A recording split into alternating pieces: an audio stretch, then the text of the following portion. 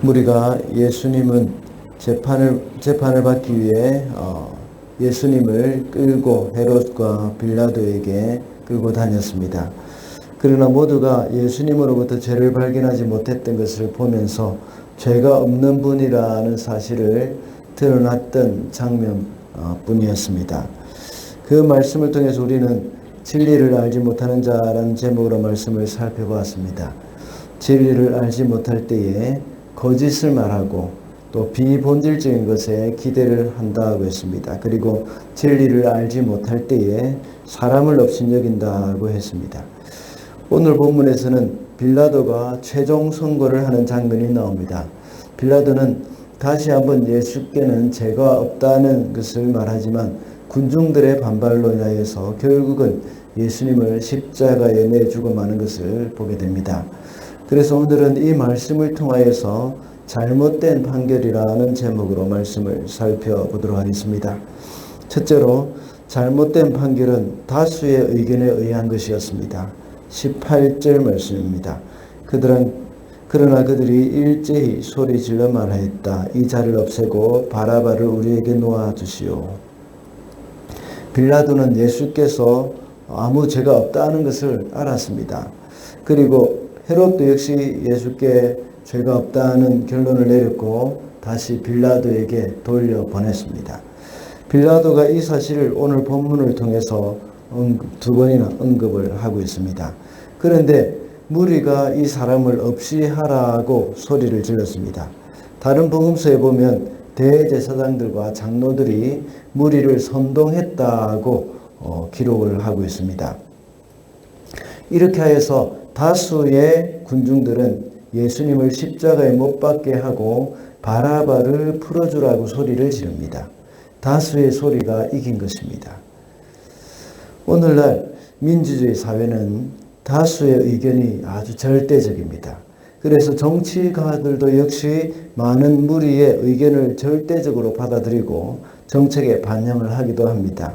그러나 죄성을 가진 인간의 의견은 항상 바른 것은 아닙니다. 물론 교회 안에서 하나님은 이 사람들의 투표를 통해서 일꾼을 세우기도 하고 교회에 여러 가지 중요한 결정을 하는 경우도 있습니다.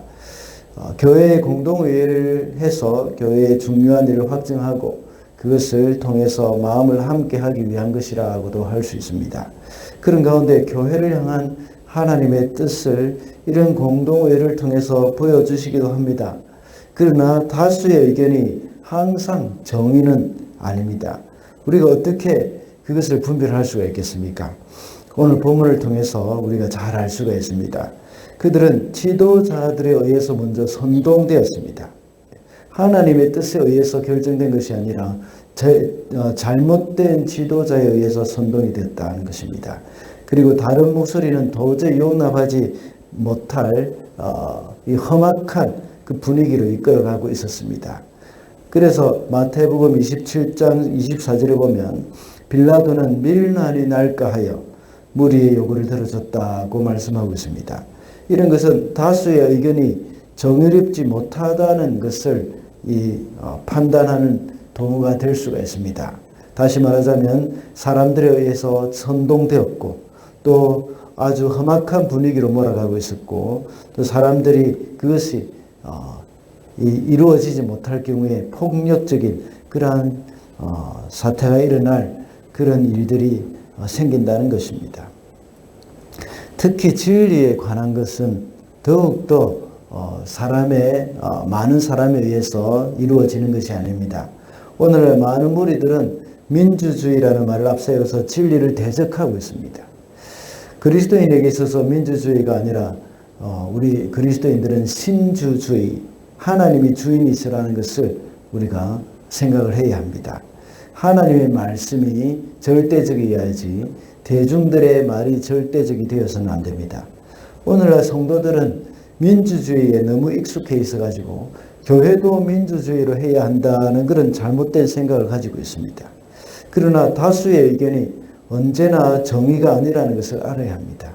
그리고 늘 하나님의 말씀을 우리 모든 결정의 기초로 삼아야 한다는 것을 명심해야 하겠습니다. 둘째로 잘못된 판결은 사람을 기쁘게 하려고 할 때에 일어납니다.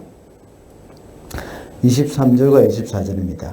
그러나 그들은 마구 우기면서 예수를 십자가에 못 박으라고 큰 소리로 요구하였다. 그래서 그들의 소리가 이겼다. 마침내 빌라도는 그들의 요구대로 하기로 결정하였다. 오늘 본문의 분위기를 보면 아주 살벌합니다. 그들은 법도 없었고 절차도 무시했습니다. 그냥 우기면서 예수님을 십자가에 못 박으라고 요구를 하고 있습니다. 그러자 마침내 빌라도는 그들의 요구대로 하기로 결정을 했습니다. 마가복음 15장 15절에 보면 빌라도가 무리에게 만족을 주고자 하여 바라바를 놓아주고 예수는 채찍질하고 십자가에 못 박히게 넘겨주었다고 말씀하고 있습니다. 재판에서 무죄로 판결되었지만 재판관인 빌라도는 무리를 만족하게 하고자 예수님을 십자가에 못 박히도록 넘겨주었던 것입니다.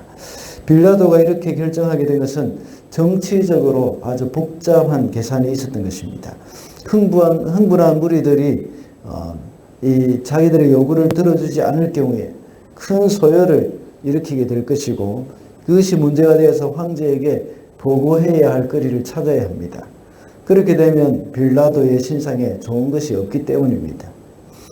그래서 이렇게 문제를 복잡하게 만들기보다는 아무 힘도 없고 권력도 없는 청년 한 명 희생시키는 것이 더 쉽겠다는 판단을 했을 것입니다. 그렇게 해서 자기가 관할하고 있는 그 민심을 얻는 것이 더 좋겠다는 생각을 했던 것입니다. 이렇게 한 청년이 희생함으로 말미암아서 민심도 안정이 되고 또 자기의 지지율도 올라가니까 좋은 일이 아니겠습니까? 결국 사람들은 빌라도는 이 사람을 기쁘게 하는 쪽으로 결정을 내렸던 겁니다. 그러나 그는 메시아를 죽이게 되는 그런 엄청난 죄를 범하게 된 것입니다. 우리가 어떤 일을 결정할 때에 사람을 기쁘게 할 것인가, 하나님을 기쁘게 할 것인가에 대한 생각을 해야 합니다.